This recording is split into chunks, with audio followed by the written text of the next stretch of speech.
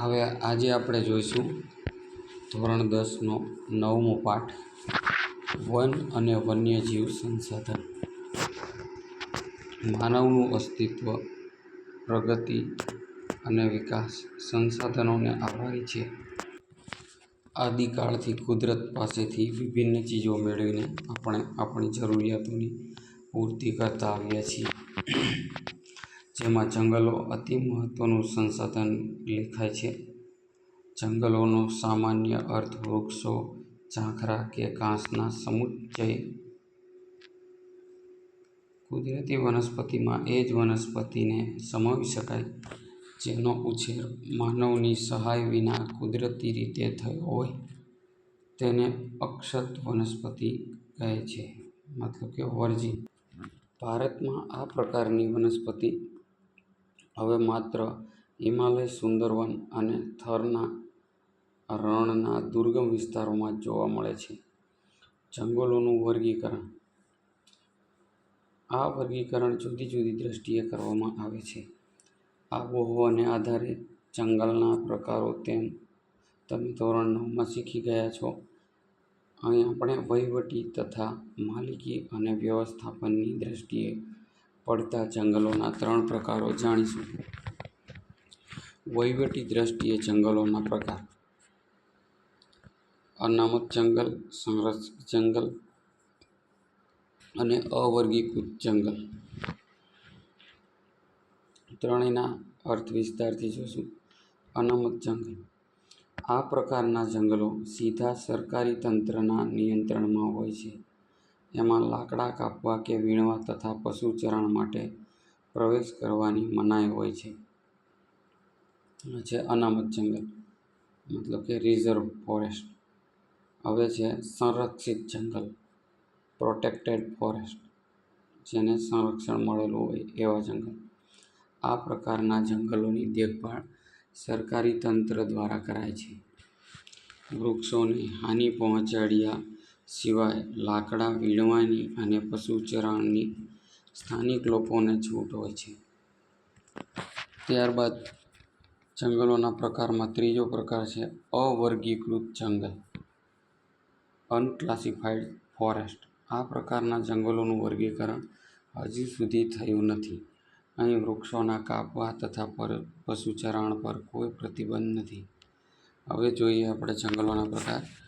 માલિકી અને વહીવટી વ્યવસ્થાપનની દ્રષ્ટિએ જંગલોના પ્રકાર. ભારતના જંગલોને માલિકી, વહીવટી અને વ્યવસ્થાપન દ્રષ્ટિએ નીચે મુજબ 3 ભાગમાં વહેંચવામાં આવે છે. પહેલું છે રાજ્ય માલિકીનું જંગલ, બીજું સામુદાયિક વન અને ત્રીજું છે ખાનગી જંગલ. આ ત્રણેયના અર્થ વિસ્તારથી જોઈએ. રાજ્ય માલિકીનું જંગલ મતલબ કે સ્ટેટ ફોરેસ્ટ. આ પ્રકારના જંગલો પર નિયંત્રણ રાજ્ય કે કેન્દ્ર સરકારનું હોય છે. દેશના મોટા ભાગના જંગલ વિસ્તારો આ પ્રકારમાં આવે છે. સામુદાયિક વન, કોમ્યુનલ ફોરેસ્ટ. આ પ્રકારના જંગલો પર સ્થાનિક સ્વરાજ્યની સંસ્થાઓ, ગ્રામ પંચાયત, નગરપાલિકા, મહાનગરપાલિકા, જિલ્લા પંચાયતનું નિયંત્રણ હોય છે.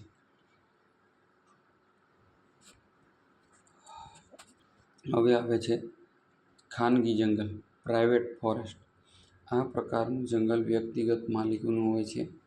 ઓડિશા, મેઘાલય, પંજાબ અને હિમાચલ પ્રદેશમાં આ પ્રકારના જંગલો વિશેષ જોવા મળે છે. જોકે આ પ્રકારના ઘણા ખરા જંગલો ક્ષત વિકસિત અવસ્થામાં તો કેટલાક ઉજ્જડ અવસ્થામાં આવી ગયા છે.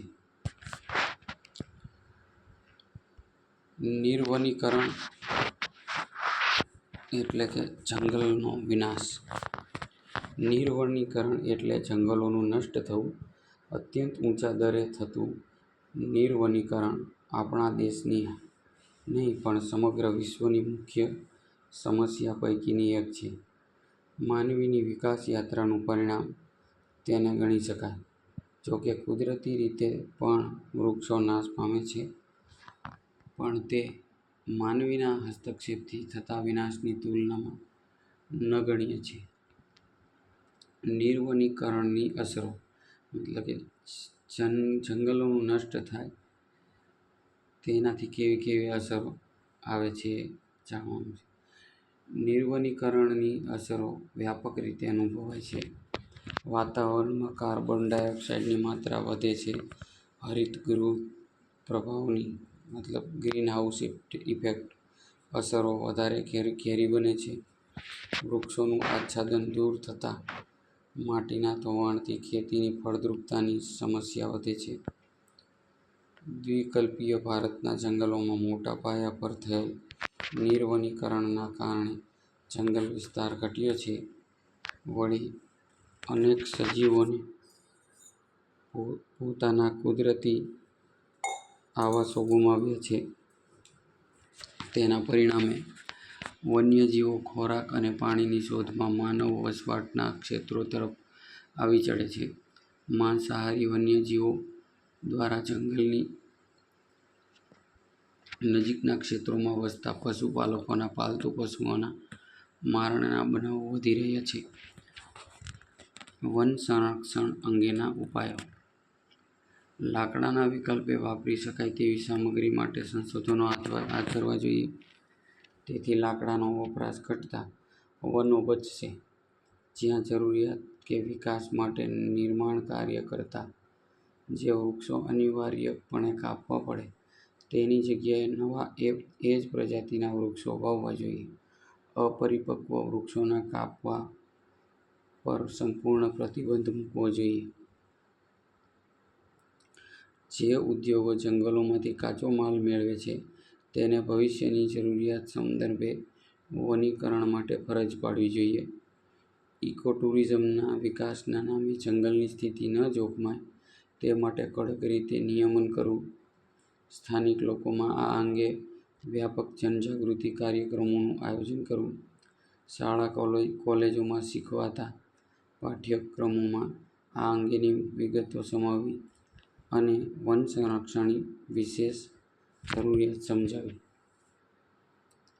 ઘાસચારો અને બળતણ માટેની જરૂરિયાત માટે સામાજિક વનીકરણ, સોશિયલ ફોરેસ્ટ્રી અને કૃષિ વનીકરણ એગ્રો ફોરેસ્ટ્રીને આયોજનબદ્ધ પ્રોત્સાહક પગલાં સઘનપણે વિસ્તારવા. બળતણની જરૂરિયાતમાં લાકડાના વપરાશને બદલે સૌર ઉર્જા, કુદરતી વાયુ વગેરે જેવા વિકલ્પો અપનાવવા જોઈએ. વન સંસાધનોનો કરકસરભર્યો ઉપયોગ કરવો. કીટકોથી ક્ષતિગ્રસ્ત થયેલા વૃક્ષોને દૂર કરવાથી અન્ય તંદુરસ્ત વૃક્ષોના વિકાસની પ્રક્રિયા ઝડપી બને છે. દાવાનળથી જંગલોને ભારે નુકસાન થાય છે. તેના શમન માટે રાષ્ટ્રીય સ્તરે અલાયદું તંત્ર કે દળ ઊભું કરવું.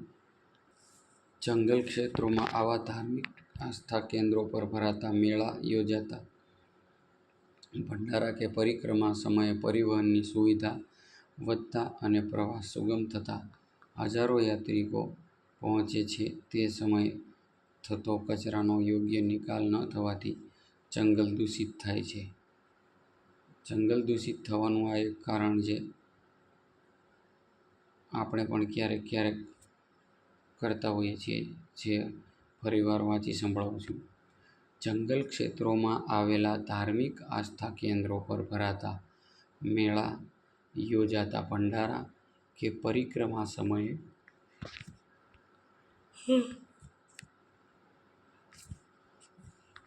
પરિવહનની સુવિધા વધતા અને પ્રવાસ સુગમ થતાં હજારો યાત્રિકો પહોંચે છે. તે સમયે થતો કચરાનો યોગ્ય નિકાલ ન થવાથી જંગલ દૂષિત થાય છે. પશુચરાણ માટે અલાયદા વિસ્તારો રાખવા જોઈએ. હવે છે વૈવિધ્યસભર વન્યજીવ. ભારતમાં આબોહવા અને ભૂપૃષ્ઠની દ્રષ્ટિએ ઘણી વિવિધતા જોવા મળે છે. આ ભૌગોલિક વૈવિધ્યના કારણે જીવજંતુઓ, પશુ પક્ષીઓ અને વનસ્પતિમાં વિવિધતા જોવા મળે છે. વિશ્વમાં પશુ પક્ષીઓની લગભગ 15 લાખ જેટલી પ્રજાતિઓ છે. તેમાંથી 81,251 જેટલી પ્રજાતિઓ ભારતમાં જોવા મળે છે. જૈવ વિવિધતાની દ્રષ્ટિએ જોઈએ તો ભારત વિશ્વમાં 12મા સ્થાને છે. ભારતમાં એશિયા, યુરોપ અને આફ્રિકાના ત્રણેય પ્રકારના વન્યજીવો જોવા મળે છે. આફ્રિકાના ચરક, ચિંકારા, યુરોપીય વરુ, જંગલી બકરીઓ અને કાશ્મીરી મૃગ, દક્ષિણ પૂર્વ એશિયાના હાથી, ગિબન વાંદરાની એક જાત વગેરે જોવા મળે છે. ભારતના જૈવ વૈવિધ્યમાં કાળા રંગના રીંછ, એકશીંગી ભારતીય ગેંડો, હરણ, વિવિધ પ્રકારના સાપ, મુખ્ય પક્ષીઓમાં મોર, ઘોરાડ, બાજ, કલકિલિયો, સુરખાબ અને સારસ જોવા મળે છે. હિમાલયમાં ઊંચાઈ પર જોવા મળતો હિમદીપડો અને ત્યાં જ શીત વનોમાં જોવા મળતું લાલ પાંડા વિશિષ્ટ પ્રાણીઓ છે. દુનિયામાં વર્તમાન રાજસ્થાનમાં કેવલાદેવના રાષ્ટ્રીય ઉદ્યાન, ભરતપુર અને ગુજરાતના નળ સરોવર જેવા જળપ્લાવિત વિસ્તારોમાં અસંખ્ય યાયાવર પક્ષીઓ દૂર દૂરથી શિયાળો ગાળવા આવે છે.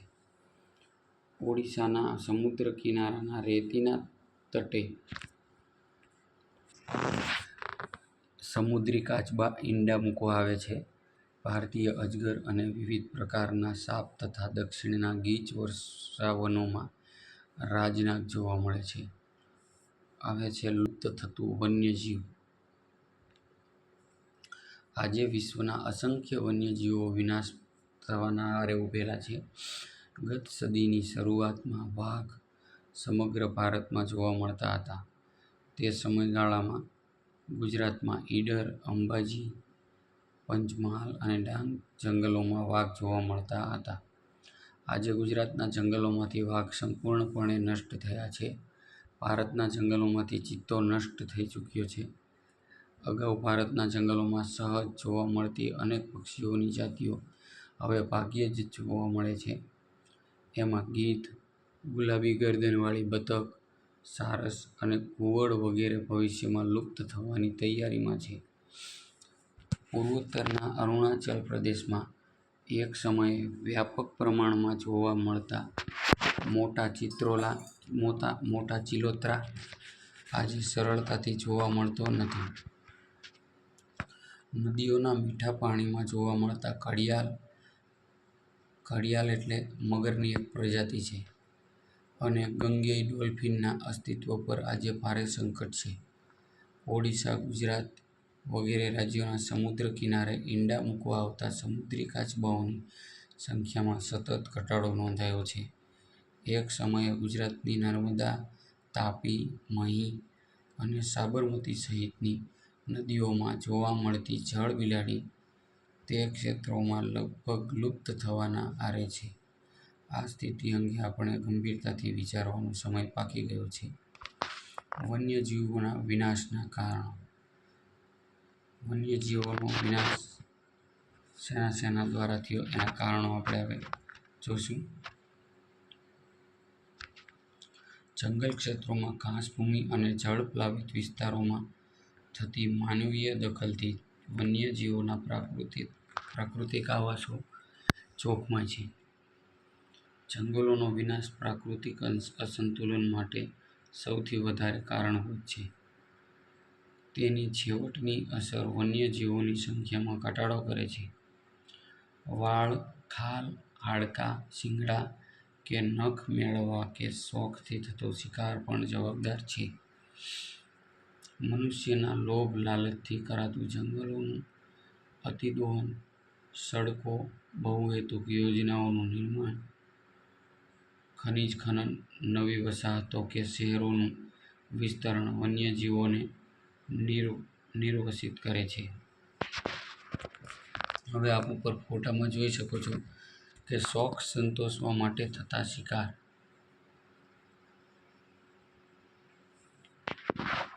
હવે આવે છે ઘાસચારો, બળતણ કે પશુચરણ માટે જંગલો પર દબાણ વધી રહ્યું છે. જંગલોની આગ અનેક પ્રજાતિને પરખી ગઈ છે. આ આગ જો બચ્ચા ઉછેરવાની કે ઈંડા સેવવાના ગાળામાં લાગે ત્યારે વન્ય પ્રાણીઓની સંખ્યા પર ઘણી મોટી નકારાત્મક અસરો થાય છે. પોતાના કુદરતી નિવાસ નષ્ટ થવાથી બેઘર બની વન્ય ક્ષેત્રમાંથી બહાર આવી ગયેલા પ્રાણીઓ માનવી સાથેની અથડામણોમાં ક્યારેક જીવ ગુમાવે છે. પ્રાણીજ ઔષધિઓ કે સુગંધી દ્રવ્યો મેળવવા કરાતો શિકાર તે પ્રજાતિને વિલુપ્તિના આરે લાવી દે છે.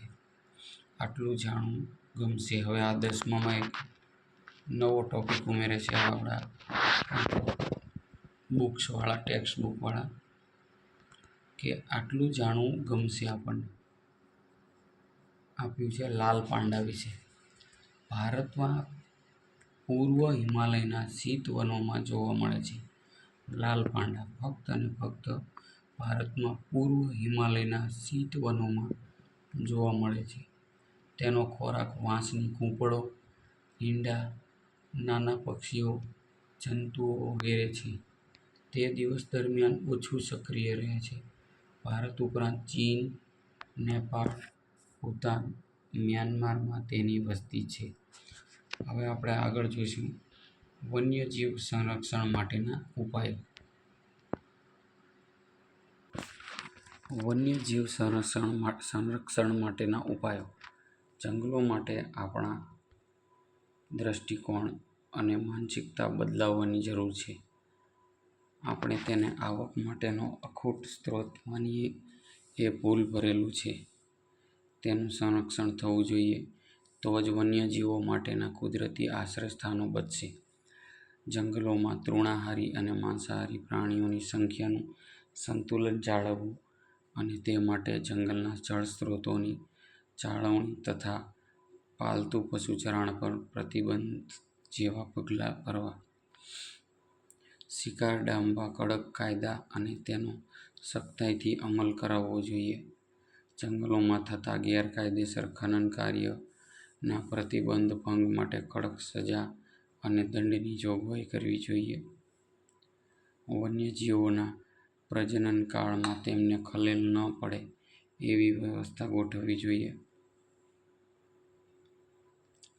જંગલ ક્ષેત્રોમાં થતી માછીમારી, વન્ય પેદાશ એકત્રીકરણ કે પ્રવાસનથી વન્યજીવો પર પડનારી અસરોનો અભ્યાસ કરી એ મુજબ પગલાં ભરવા જોઈએ.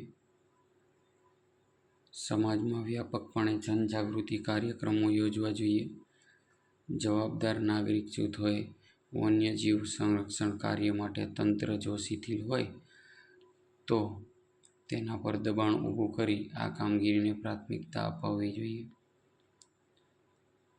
હવે આ નવો ટોપિકમાં આવે છે આટલું જાણવું ગમશે.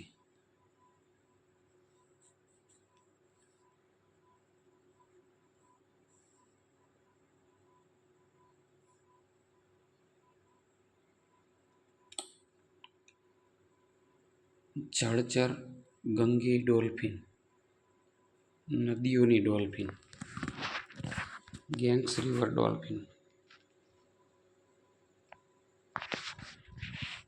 પ્લેટાનિસ્ટા ગંગેટિકા. ભારતની ગંગા બ્રહ્મપુત્રા નદીમાં જોવા મળતી ગંગેય ડોલ્ફિન મીઠા પાણીની પ્રજાતિ છે. તે સામાન્ય રીતે ઊંડા અને શાંત વહેણવાળા નદી પ્રવાહના ક્ષેત્રોમાં વસે છે. દુનિયાના અત્યંત ગીચ વસ્તી ધરાવતા પ્રદેશોમાંથી વહેતી ગંગા નદીમાં જોવા મળે છે. જે તમે જળચર ગંગેય ડોલ્ફિન આ ચિત્રમાં જોઈ શકો છો. આ છે જળચર ગંગેય ડોલ્ફિન. નદીમાં છોડવામાં આવતું ગંદુ પાણી, નિર્વનીકરણથી થતું કાંપનું પુરાણ, મત્સ્ય ઉદ્યોગ, નદીમાં થતું વહાણવટું, ઔદ્યોગિક કચરો વગેરેને કારણે તેના અસ્તિત્વ સામે ખતરો ઊભો થયો છે. ભારતમાં ગંગા બ્રહ્મપુત્ર સિવાય ચંબલ નદીમાં તેની અત્યંત અલ્પ વસ્તી બચી છે. તે વારંવાર શ્વાસ લેવા સપાટી પર આવી સૂ અવાજ કરતી હોવાથી સ્થાનિકો તેને સોંસ સૂસુ કે સ્વિસ એવા નામે ઓળખે છે. આપણા પડોશી દેશો બાંગ્લાદેશ અને નેપાળની નદીઓમાં પણ તે વસે છે. હાલમાં ગંગા ડોલ્ફિનના અસ્તિત્વ માટે ખતરો ઊભો થયો છે. વન્યજીવ સંરક્ષણ યોજના. હવે છે વન્યજીવ સંરક્ષણની યોજના. ભારતમાં વન્યજીવોના સંરક્ષણ માટે કેટલીક ખાસ યોજનાઓ અમલમાં મૂકવામાં આવી છે.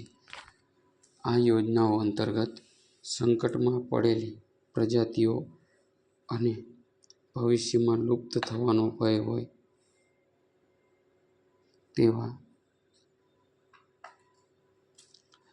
તેવી પ્રજાતિઓના સંરક્ષણ માટે ખાસ યોજનાઓ શરૂ કરવામાં આવી છે. એમાં કેટલીક મહત્વની યોજનાઓનો આપણો ટૂંકમાં પરિચય મેળવીએ.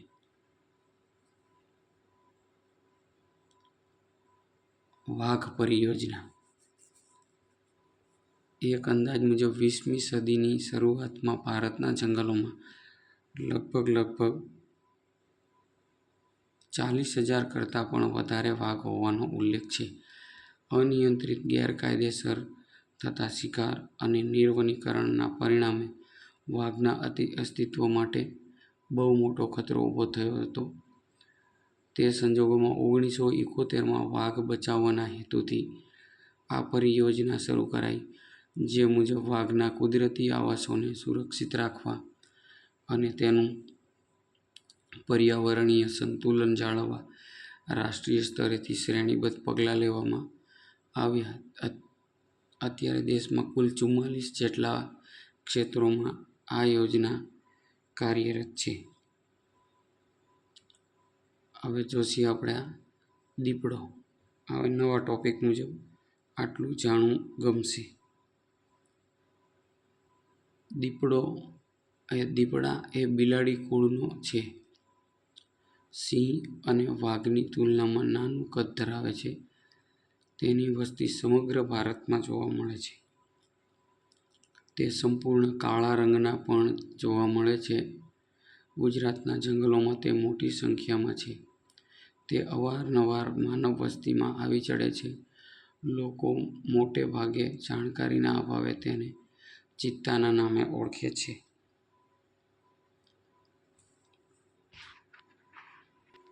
વાઘ પરિયોજના જોયા પછી આપણે જોશું હવે હાથી પરિયોજના. 1992માં પ્રોજેક્ટનો આરંભ કરવામાં આવ્યો. એનો મુખ્ય હેતુ હાથીઓને તેમના કુદરતી આવાસોમાં સંરક્ષણ આપવાનો અને તેમના કુદરતી નિવાસસ્થાનો, તેમના સ્થળાંતરના માર્ગોનું સંરક્ષણ કરવું એ છે. હાલ દેશમાં હાથીઓ માટેના 26 જેટલા સંરક્ષિત વિસ્તારો છે. આ યોજનાના અમલીકરણ બાદ જંગલોમાં હાથીઓની સંખ્યામાં વધારો થયો છે. આ ઉપરાંત આ યોજના પાલતુ હાથીઓના પાલન પોષણ માટે પણ કામગીરી કરે છે. હવે પાછો આ ટોપિક આવે છે, આટલું જાણવું ગમશે. ચિત્તો. આ ચિત્તા વિશે થોડું આવેલ છે. ભારતના જંગલોમાંથી સંપૂર્ણ નામશેષ થયેલ છે. જે તમે જોઈ રહ્યા છો સામે એ ચિત્તો. હાલ તે કુદરતી આવાસમાં માત્ર આફ્રિકા ખંડમાં જ જોવા મળે છે. ભારતમાં તે બંધનાવસ્થા પ્રાણી સંગ્રહાલયમાં જોવા મળે છે. હવે આગળ આવે છે ગેંડા પરિયોજના. આ પરિયોજના એક શીંગી ભારતીય ગેંડાના સંરક્ષણ માટે બનાવવામાં આવી છે. ભારતમાં મોટા ભાગના ગેંડા અસમ રાજ્યમાં જોવા મળે છે. આ ઉપરાંત પશ્ચિમ બંગાળના સુંદરવનમાં પણ તે જૂજ સંખ્યામાં મળી આવે છે. ભારત રાઇનો વિઝન 2020ની વ્યૂહરચના મુજબ ભારતમાં ગેંડાની સંખ્યા 3,000 સુધી લઈ જવાનો લક્ષ્યાંક રખાયો છે.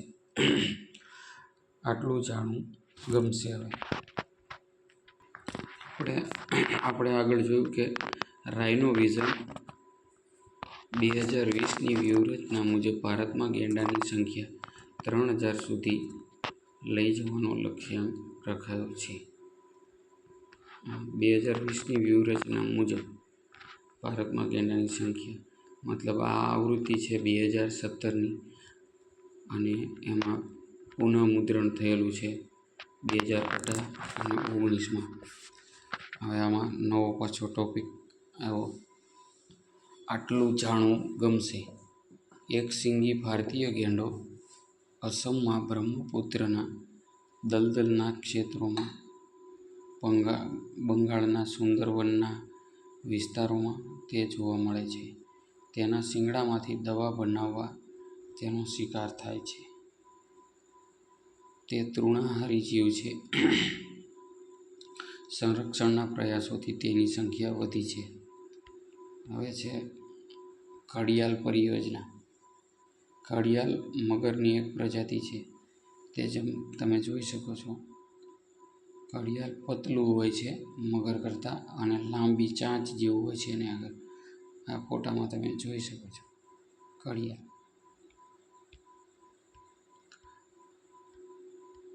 હવે આગળ ઘડિયાળ વિશે જોઈએ આપણે.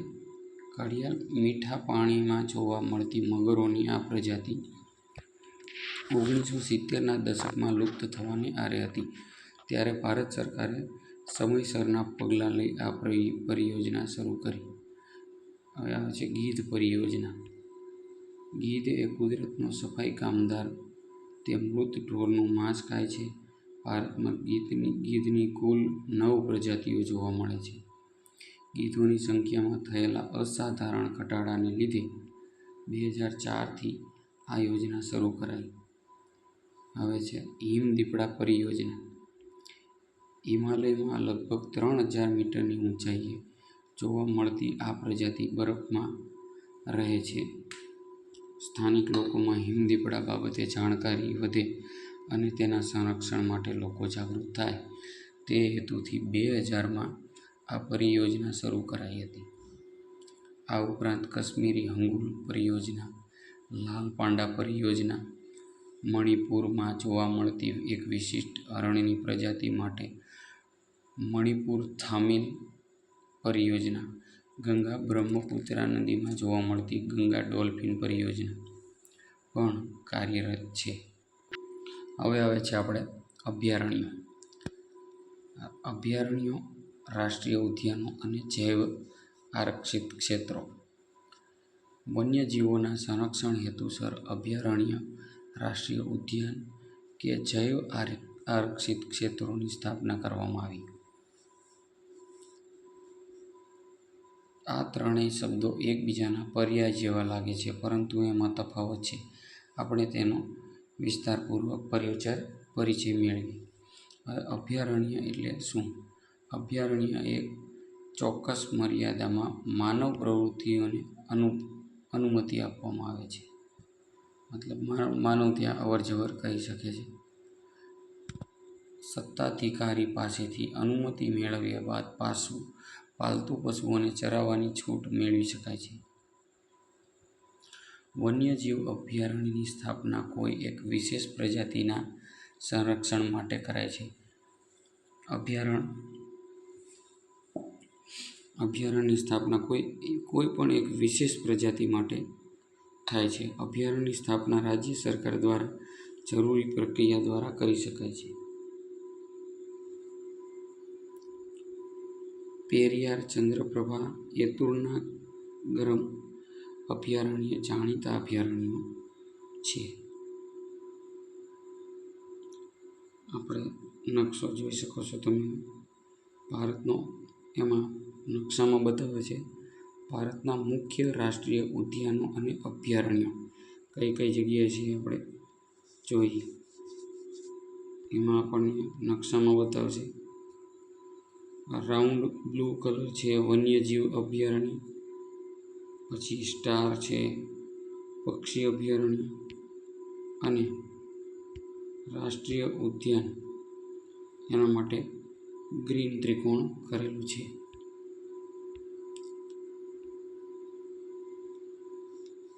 હવે ગ્રીન ત્રિકોણમાં દચીગામ રાષ્ટ્રીય ઉદ્યાન છે, કાર્બેટ રાષ્ટ્રીય ઉદ્યાન છે, શિવપુરી, રણથંભોર, વેળાવદર, ગીર, પછી કાન્હા, કાજીરંગા, મનાસ, સુંદરબનના, પછી ગિંડી, બાંદીપુર, આ બધા રાષ્ટ્રીય ઉદ્યાનો અભયારણ્ય હતા.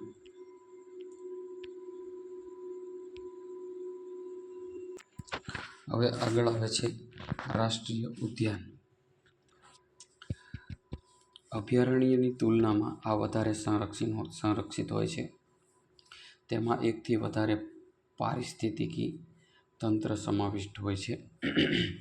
પાલતુ પશુઓને ચરાવવા પર સંપૂર્ણ પ્રતિબંધ હોય છે. અભયારણ્યની જેમ તે કોઈ એક વિશેષ પ્રજાતિ પર કેન્દ્રિત હોતું નથી. તેથી સ્થાપના રાજ્ય અને કેન્દ્ર સરકારના સંકલનથી થાય છે.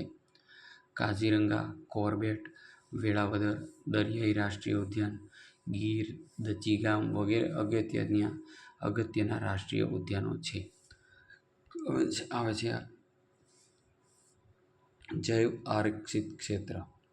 તેની રચના આંતરરાષ્ટ્રીય માપદંડો અનુસાર કરાય છે. જે તે ક્ષેત્રની પ્રાકૃતિક અને સાંસ્કૃતિક વિવિધતાનું સંરક્ષણ કરવાનો હેતુ રહેલો છે. તે ક્ષેત્રમાં થતી બધી વનસ્પતિ, જીવજંતુઓ અને જમીન ઉપરાંત ત્યાં વસતા માનવ સમુદાયોની જીવનશૈલીનું પણ સંરક્ષણ કરાય છે.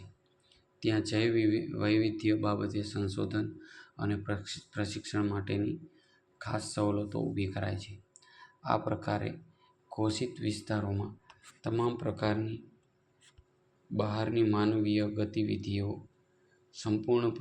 સંપૂર્ણપણે પ્રતિબંધિત હોય છે. આ ક્ષેત્રનો સરેરાશ વિસ્તાર એકંદરે 5000 ચોરસ કિલોમીટરથી મોટો હોય છે. નીલગિરી, મન્નારની ખાડી, ગ્રેટ નિકોબાર, સુંદરવન, પંચમઢી વગેરે દેશના મહત્વના જૈવ આરક્ષિત ક્ષેત્રો ગણાય છે. ગુજરાતના કચ્છના રણની વિશિષ્ટ પરિસ્થિતિના સંરક્ષણ હેતુસર 2008ની સાલમાં તેને જૈવ આરક્ષિત ક્ષેત્ર ઘોષિત કરાયું છે. આટલું જાણવું ગમશે. જૈવ આરક્ષિત ક્ષેત્રો કોષ્ટક આપેલું છે. જૈવ આરક્ષિત ક્ષેત્ર, રાષ્ટ્રીય ઉદ્યાન અને અભયારણ્ય. ભારતમાં છે 18 જૈવ આરક્ષિત ક્ષેત્ર છે, રાષ્ટ્રીય ઉદ્યાન છે અને ભારતમાં 531 અભયારણ્ય છે. હવે ગુજરાતમાં એક જ છે જૈવ આરક્ષિત ક્ષેત્ર, એ છે જે કચ્છમાં. પછી બીજું છે રાષ્ટ્રીય ઉદ્યાન, એ છે 4 જ છે. અભયારણ્ય 23 છે. વિકાસની પ્રક્રિયા અનિવાર્ય છે, પણ સાથે સાથે આપણે સમગ્ર જીવસૃષ્ટિ પર પડનારા દુષ્પ્રભાવોની અસરોનું પણ આયોજન દરમિયાન ખ્યાલ રખાય તે અત્યંત જરૂરી છે. કોઈ એક પ્રજાતિ જ્યારે સંપૂર્ણ નષ્ટ થાય કે સંકટમાં આવે ત્યારે આહાર શૃંખલામાં પડતી ખલેલના પરિણામો ઘણા ખરા દૂરવર્તી હોય છે. સમગ્ર આહાર શૃંખલામાં દરેક જીવજંતુની ચોક્કસ ભૂમિકા છે. જો કોઈ જીવ નષ્ટ થાય તો આખા માળખામાં ભારે વિક્ષેપ અનુભવાય છે. આહાર શૃંખલામાંથી એકાદ સજીવ દૂર થતાં લાંબા ગાળે તેના પરિણામે સમગ્ર નૈસર્ગિક તંત્ર તૂટી પડે છે. મનુષ્ય સુધી આ અસરો મોડી પહોંચે છે. તેથી આપણે આજે વધારે સજાગ નથી. જે પર્યાવરણીય સંકટોનો આપણે સામનો કરી રહ્યા છીએ તે દાયકાઓ પૂર્વ સેવેલી બેકાળજીનું પરિણામ છે. આવતીકાલને ઉજળી બનાવવા માટે આયોજનબદ્ધ વિકાસ કરીશું તો વાંધો નહીં આવે. પર્યાવરણ સાથેનો મૈત્રીપૂર્ણ વ્યવહાર આજની તાતી જરૂરિયાત છે. હવે પાછું આવે છે આટલું જાણવું ગમશે. હેણોત્રો. આ છે હેણોત્રા વિશે જાણીએ. આ પ્રાણી શુષ્ક તથા અર્ધશુષ્ક વિસ્તારોમાં આવેલ ખારયુક્ત જંગલ તથા ઘાસભૂમિ રણપ્રદેશ કે અર્ધ રણપ્રદેશમાં વસે છે. ગુજરાતના કચ્છ જિલ્લાના નાના અને મોટા રણમાં બન્ની, તથા નારાયણ સરોવર અભયારણ્યમાં તેની વસ્તી છે. શિયાળથી થોડું ઊંચું, ભરાવદાર, ગોળ મોઢું અને ઊંચા કાનથી તે ઓળખી શકાય છે. નાના કદના પક્ષીઓ અને પ્રાણીઓનો તે શિકાર કરે છે. તેના પદચિહ્નો પરથી તેની ઉપસ્થિતિ જાણી શકાય છે. હવે કહે છે આટલું જાણવું ગમશે. ડુગાંગ. ડુગાંગનો મતલબ સમજીએ તો ડુગાંગ એટલે શું? સામે જુઓ છો એ તમે. ડુગાંગ જળમાં આવેલું વિશિષ્ટ જળચર છે. આ એક વિશિષ્ટ જળચર છે. ભારતના પશ્ચિમી સમુદ્રી કિનારે કચ્છના અખાતમાં તે હાલમાં અત્યંત જૂજ સંખ્યામાં જોવા મળે છે. આ ક્ષેત્રો ઉપરાંત તેની વસ્તી આફ્રિકાના પૂર્વ કિનારે, દક્ષિણ પૂર્વ એશિયાના સમુદ્ર કિનારે અને ઓસ્ટ્રેલિયાના ઉત્તર કિનારે જોવા મળે છે. તેનો મુખ્ય ખોરાક છે સમુદ્રી ઘાસ અને વનસ્પતિ છે, પણ ક્વચિત તે જળચરોનો આહાર પણ કરે છે. તેના માંસ અને તેની ચરબીમાંથી તેલ મેળવવા તેનો શિકાર ખૂબ કરવામાં આવે છે. એક સમયે ડુગાંગ ગુજરાતના, તેમાંય ખાસ કરીને સૌરાષ્ટ્રના કિનારે જોવા મળતા હતા. તે આજે ત્યાં છેલ્લે જ જોવા મળે છે. અહીંયા પાઠ પૂરો થાય છે.